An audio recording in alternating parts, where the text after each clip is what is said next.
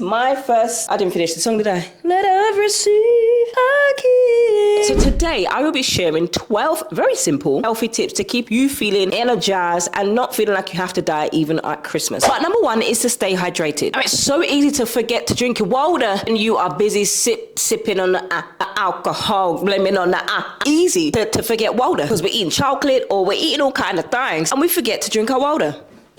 I am still on week 3 and I have drunk a quarter of my water. So I'm a poet and I didn't even know it. So it's so easy to forget to drink your water, but you need to drink it. You better drink up. Because water can keep you hydrated. Number 2 is to prioritize protein. There's going to be plenty of carbs. There's going to be plenty of protein on the table. If you start filling your plate with the protein first, what that is going to do is it's going to keep you satiated. But I know that we want to pack everything on the plate because it's once in a year that it comes up on the table. So we want to pack everything. If you do that, eat your protein first, then eat your carbs, then make sure you bring a Tupperware and save the rest for the next day because Christmas dinner the next day, it bangs. Number 3, if you know that you've got a busy day, plan for meals, because sometimes we think that it's a good idea, I'm saving myself for dinner. But actually what that ends up doing is making you ravenous and you end up eating twice as much as you would if you would just prioritize protein in the morning. By the time dinner time comes, you're going to have enough room to eat all of the food. Don't worry, it ain't going to run away. Take your Tupperware and save things that you wish that you could have eaten because you have to wait a whole 12 months for the next time that you can eat it. Number 4, smart snacks. Keep things like festive nuts and cranberries. These things are not just for the turkey, but they can also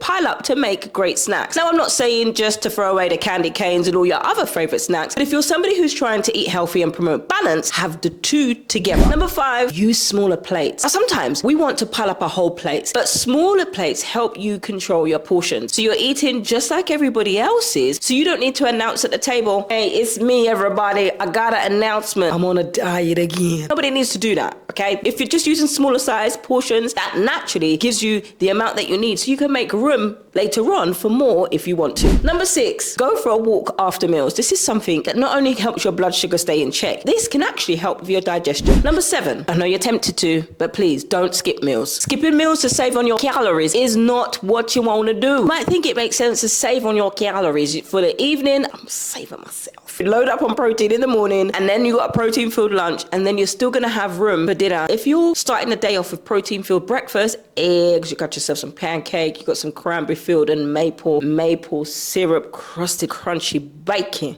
girl, tofu or even regular old bacon. Listen, you're going to thank me later. Number 8, say yes to the foods that you love rather than trying to be like, oh no, I'm on a diet. Oh no, I can't eat this. Listen, one day is not going to ruin your progress.